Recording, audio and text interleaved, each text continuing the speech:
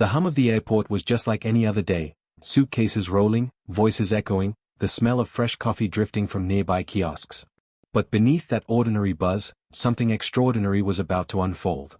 A man in a sharp suit, calm and collected, walked toward the boarding gate with the quiet confidence of someone who had earned his place in the world. He wasn't just any traveler. He was a CEO, self-made, powerful, and respected. Yet, in that moment, none of it mattered. What happened next would strip away the comfort of success and expose something uglier, something that money, titles, or status couldn't shield him from. The attendant glanced at his boarding pass, then looked at him again. A pause too long. A stare too sharp. And then the words that would cut deeper than anyone around could imagine. "I'm sorry, sir, but you can't board here. This seat isn't for you." Around him, people shifted uncomfortably. Some turned away, pretending not to notice. Others watched with that curious silence, the kind that holds judgment just behind polite faces. To them, maybe it looked like a small mistake. But for him, it was something far heavier. Because deep down, he knew exactly why the refusal came, not from policy, but from prejudice. Think about that for a second. To rise from nothing, to fight through every obstacle, to climb higher than anyone expected, and still be treated like you don't belong. Still be told, even in the most subtle ways, that you are less than. And yet, this was only the beginning. What the airline staff didn't know was that this man wasn't powerless. He had built connections, forged influence, and carried the kind of authority that could change everything with a single phone call. But would he use it? Would he risk the storm it might unleash? Or would he do what so many before him had been forced to do, stay quiet, swallow the humiliation, and move on? Every second that passed at that gate wasn't just about a seat on a plane, it was about dignity, respect, and the silent battles millions face every day. Because this wasn't only his story. This was the story of every person who's ever been told they don't belong, despite doing everything right. The story of how prejudice hides in plain sight, in boardrooms, in classrooms, even in the so-called luxury of a first-class cabin. And in a few moments, a choice would be made. A choice that would turn this quiet humiliation into something the entire airline would never forget. But how does a single man, armed with nothing more than his phone, bring an entire company to its knees? Stay with me, because once you hear what happened next, you'll never look at an airline gate the same way again. He had always been a man of discipline. From the first light of dawn, when the city was still half asleep, his day would begin with precision. Morning runs through quiet neighborhoods, the sound of his sneakers against the pavement, and the rhythm of his breath keeping him focused. By the time most people poured their first cup of coffee, he had already reviewed contracts, answered emails, and mapped out his day. That was his life now, structured, demanding, and undeniably successful. This man wasn't just another executive. He was the CEO of a fast-rising tech firm, a company born from his own vision, built brick by brick with long nights, impossible risks, and the kind of relentless drive only a few possess. 4 years, he had fought to prove himself, not just in business, but in a society that seemed determined to question his right to be where he stood. And yet, despite every doubt, every whispered "he doesn't belong," he had risen. On the surface, his life looked untouchable. A sleek office in a high-rise overlooking the skyline. A home in one of the city's most exclusive neighborhoods. Invitations to conferences where the most powerful leaders shook his hand with respect. He had earned it all. But beneath that polished exterior was a truth he carried every day: success didn't erase prejudice. It only disguised it until the wrong moment brought it into the open. That morning, his agenda was simple: a flight to a business meeting that could expand his company into new territory. It wasn't the first time he'd flown first class. He had long since stopped feeling out of place in those rows of wide leather seats and hushed service. But still, there was always a shadow of unease. The subtle stares. The raised eyebrows. The unspoken question in some people's eyes: does he really belong here? He ignored it, as he always did.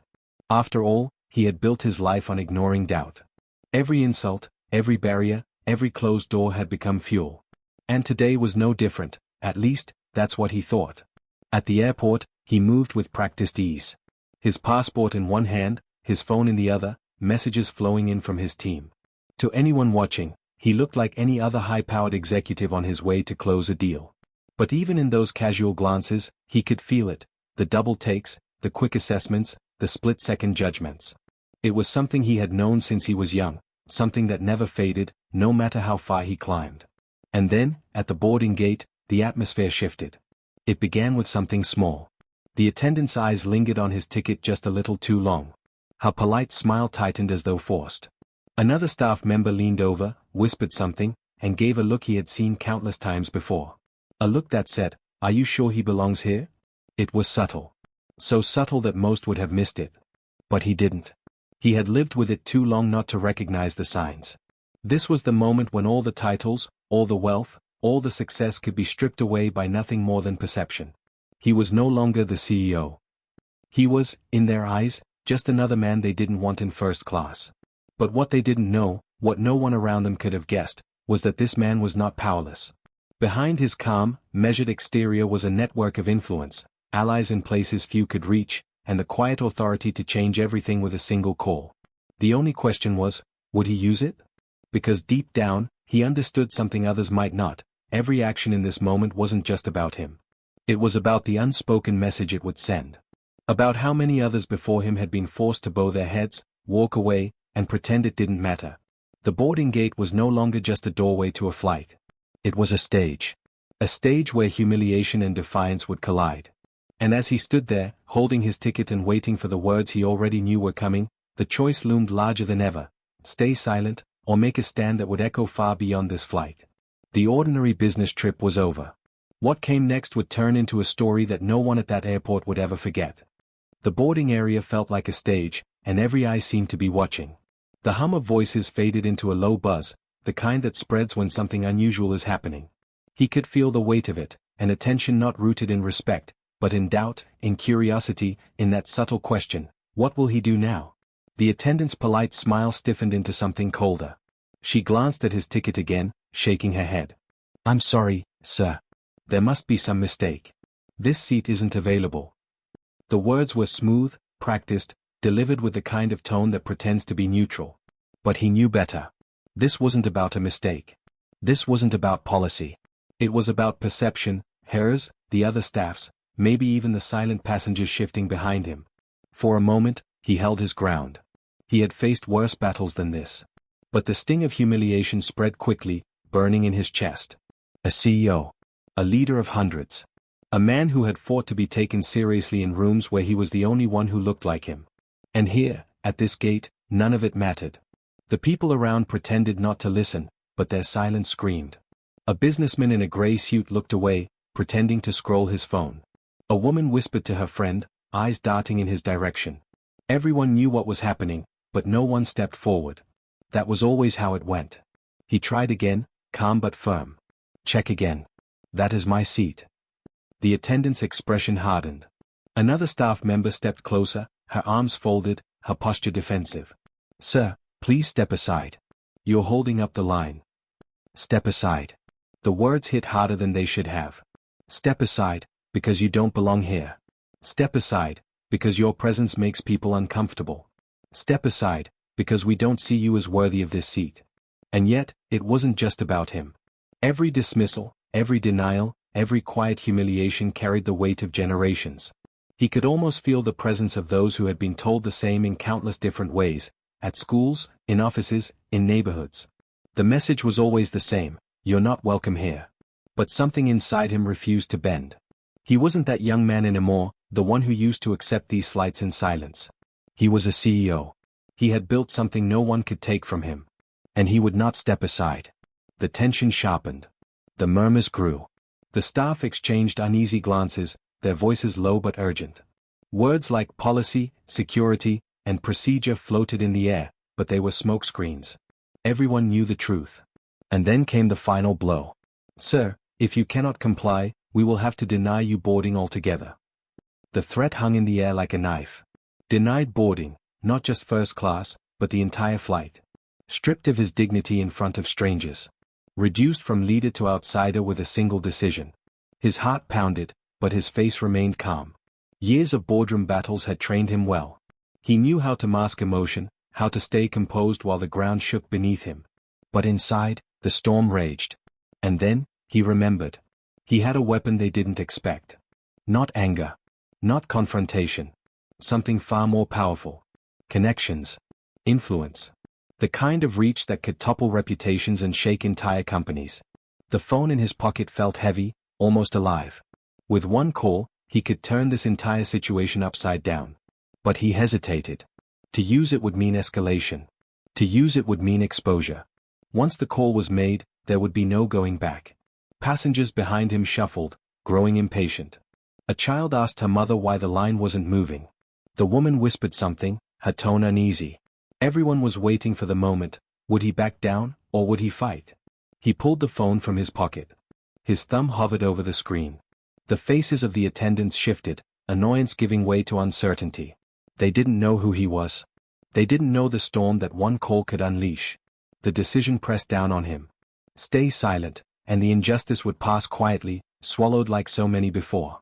But make the call, and this wouldn't just be about him, it would be about sending a message no one could ignore.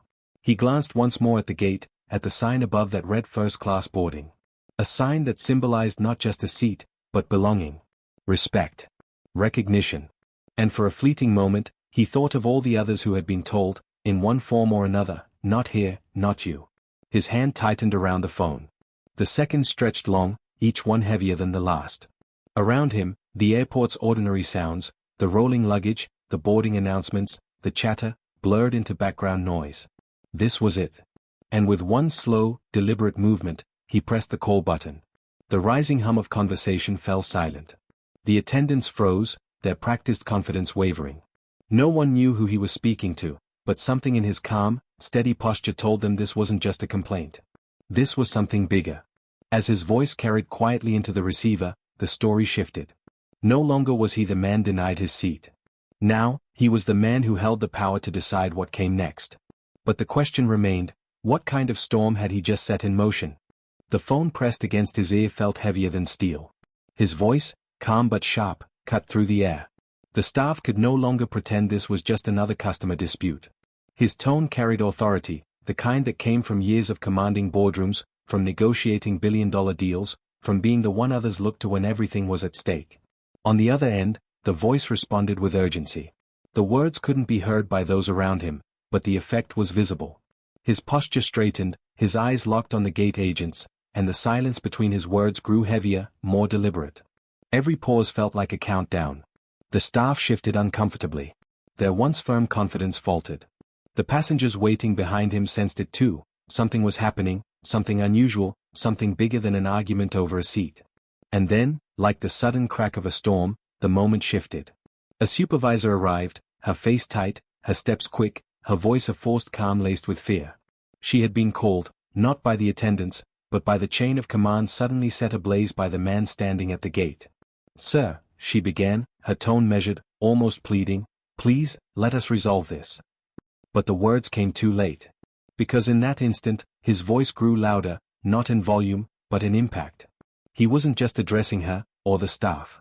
He was speaking into the silence that had suffocated the room. He was speaking for everyone who had ever been told to step aside, to lower their gaze, to accept humiliation in silence. And the weight of his words spread like fire. Passengers leaned in closer, some with widened eyes, others with quiet nods of recognition. They knew this wasn't just about a first-class ticket. This was about dignity. About humanity. About a truth that lived in the undercurrent of every interaction where prejudice whispered louder than fairness. The supervisor's voice cracked slightly as she explained, fumbling over policy, over procedure, trying to mask what everyone could see. But the mask had already fallen. The injustice was exposed, raw and undeniable, illuminated under the harsh fluorescent lights of Gate 32. He ended the call with a single line, his voice steady as steel, "It's done." The attendants froze, their faces drained of color. Something had shifted far beyond their control. The quiet hum of the airport returned, but this time it carried with it an electricity, a sense that something irreversible had been set in motion. And then, the announcement came. A voice over the intercom, nervous yet official, called his name. Not once, but twice. The tone had changed, formal, respectful, almost apologetic. They weren't just summoning a passenger. They were acknowledging someone they suddenly realized they could no longer dismiss. The passengers around him exchanged glances, whispering under their breath. Some pulled out their phones, discreetly recording, sensing they were witnessing something extraordinary. But the tension didn't break, it escalated.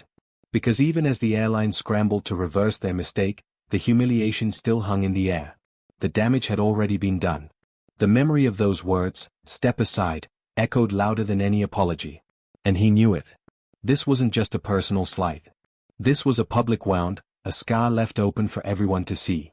And if he accepted their sudden change of tone, their frantic attempts at damage control, then the message would remain the same, that power, not principle, was what forced respect. The truth was bitter, and it burned in his chest. He stood there, silent, letting the weight of the moment settle. Letting the airline's panic unravel in real time. For the staff, the realization was dawning too late, that the man they had dismissed wasn't just a traveler with a ticket. He was a mirror, reflecting back their prejudice, magnifying it until the entire terminal could see it for what it was. And as the silence stretched, the choice became clear. He could step forward, accept their belated deference, board the plane as though nothing had happened. Or he could turn this moment into something more. Something unforgettable. His pulse raced. His breath steadied. The eyes of strangers bore into him, waiting to see what he would do. And then, he stepped closer to the counter. His words came low, deliberate, each one sharp enough to slice through the air. You thought I didn't belong here. You thought I'd step aside. But you were wrong. Today, you answer for it, not just to me, but to everyone watching. The attendant swallowed hard. The supervisor blinked, her mask of professionalism slipping. Around them, the passengers leaned in further, phones raised, documenting what had become more than a boarding dispute. It was a reckoning. And at that moment, it was no longer about one man, one flight, or one airline. It was about a truth laid bare for all to see, that no matter how high one climbs, prejudice waits at the door, ready to strike. But this time, it had struck the wrong man. Because with a single call, with a single act of defiance, he had turned the humiliation meant for him into a spotlight that exposed them all. The storm had arrived, and the airline stood powerless beneath its weight. And as he picked up his bag, his voice calm, his expression resolute, he spoke a final line, not just to them, but to the room, to the story itself. This isn't over. The words echoed, sharp and final, leaving everyone frozen in place. And with that, the stage was set for consequences that no one in that terminal could have imagined. The silence at the gate lingered long after his words faded. The attendants avoided his gaze, the supervisor stood frozen, and the passengers remained riveted in place. Phones still hovered in the air, recording, documenting, ensuring that what had unfolded would not vanish into silence like so many other injustices. For him, the sting of the moment had not faded. He could still feel it, the way those words, "step aside," had cut through everything he had worked for. Success, wealth, status, all stripped away in seconds by a glance, by a decision, by a prejudice so deeply ingrained it hid behind the excuse of policy. But something had shifted. The airline scrambled to fix what they had broken, offering apologies laced with desperation, promising special arrangements and priority service. Yet none of it erased what had already been done. None of it erased the truth that had been laid bare in front of strangers. And those strangers, they wouldn't forget either. They had witnessed more than a boarding dispute. They had seen a system exposed. He accepted none of their hollow gestures. Instead, he stood tall, letting the silence carry the weight of his refusal. For this wasn't about perks or seats anymore. This was about dignity. About showing that silence is not the only option. About proving that injustice, when confronted, can be dragged into the light. Later, the fallout came swiftly. The call he had made rippled outward. Within hours, executives at the airline knew what had happened. Within days, the story spread beyond that terminal, carried by witnesses and by recordings that flooded social media. Headlines appeared, voices demanded answers, and the airline scrambled to issue statements. But the impact went further than that. For the passengers who stood at Gate 32 that day, the moment became a story they would tell for years, the day they saw how quickly respect could be denied, and how powerfully it could be reclaimed.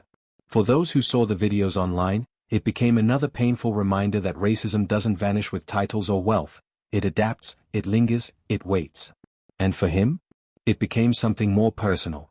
That moment at the gate was not the first time he had faced prejudice, and he knew it would not be the last. But it was a moment that crystallized the truth he had always carried.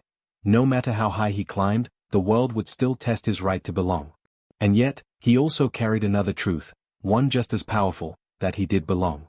That his presence, his success, his very existence in spaces where others doubted him was an act of defiance, an act of justice in itself. He left that airport not just as a man who had been wronged, but as a man who had stood his ground. And in doing so, he became a symbol for something larger. A reminder that every act of resistance, no matter how small, chips away at the walls of prejudice. A reminder that racism is not confined to history books, but woven into daily life, in airports, in offices, in schools, in neighborhoods. And yet, there is power in refusing to be silent. Because silence protects systems. Silence allows injustice to breathe. But a voice, steady, unwavering, refusing to be pushed aside, that is what forces the world to listen. So the question lingers, long after the story ends, how many more times will dignity have to be defended at a gate, at a counter, in a room where decisions are made? How many more people must be told to step aside before society finally steps forward? It is not enough to watch and feel anger. It is not enough to shake our heads and move on. Change demands more. It demands reflection, conversation, action. It demands that each of us refuse to turn away when injustice unfolds in front of us, whether at an airport gate or in the quiet corners of daily life. Because this story, his story, isn't just about a CEO and an airline. It is about all of us. It is about what kind of world we choose to build, and what kind of behavior we are willing to accept. And so, as the memory of that moment echoes beyond the airport, one truth becomes clear. Dignity is not granted by titles or tickets. It is a right. A right that should never be questioned, never be denied, never be stripped away by prejudice disguised as policy. He walked away from that terminal not just with his head high, but with a lesson the world cannot afford to forget. Respect is not optional. Justice is not negotiable. And silence is not an answer. So, ask yourself, when the moment comes, when you witness injustice in its rawest form, will you look away, or will you speak? Because change does not begin in headlines. It begins in choices, your choices, my choices, our choices. And until those choices shift, until silence becomes action, the same words will echo through generations, step aside. Unless we decide, together, to say, no more.